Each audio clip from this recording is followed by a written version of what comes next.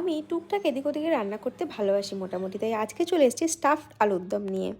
প্রথমেই পনিরগুলোকে গ্রেট করে নিতে হবে একদম ঝুড়ো ঝুড়ো করে। তারপরে আলুগুলোকে যে কোনো একটা দিকের মাথা থেকে ভালো করে ছুলে নিয়ে গর্তের মতো করে নিতে হবে, কোনো ছুরি দিয়ে বা চামচের পেছন দিয়ে ধারালো জিনিস দিয়ে। তারপরে সেই গ্রেট করা পনিরের মধ্যে কিশমিশ, কাজু, ভাজা মশলা, হলুদ, নুন যা যা দিতে হবে আমি সব লিখে দিয়েছি, দেখে নাও। সেগুলোকে আস্তে আস্তে করে মেলাবে, মিলিয়ে হাত দিয়ে সুন্দর করে মিশিয়ে নেবে পুরো জিনিসটাকে। চটকে চটকে মাখার কোনো দরকার নেই, ঠিক আছে। আর আলুগুলোকে ভালো করে নুন দিয়ে ভাপ দিয়ে নেবে সেদ্ধ করে।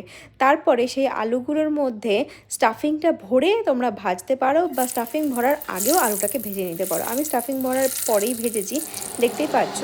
তো তারপরে শুকনো লঙ্কা, জিরে ফোড়ন দিয়ে টমেটো পেস্ট, কাজু পেস্ট, টক দইটাকে একটু ফেটিয়ে নিয়ে পেস্ট বানিয়ে সব কিছু ওর মধ্যে একে একে দিয়ে আরও মশলাগুলোকে দিয়ে ভালো করে ফেটিয়ে নিয়ে কষিয়ে নিয়ে তারপরে আস্তে আস্তে গরম জল কষানোটার মধ্যে মেশাতে হবে।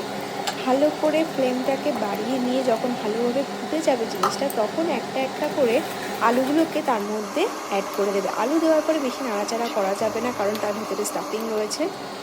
তারপরে যতটা যে নুন খাও, মিষ্টি খাও, যেরকমই খাও সেভাবে অ্যাড করে সুন্দর করে সার্ভ করে দিতে হবে স্টাফড আলুর দম।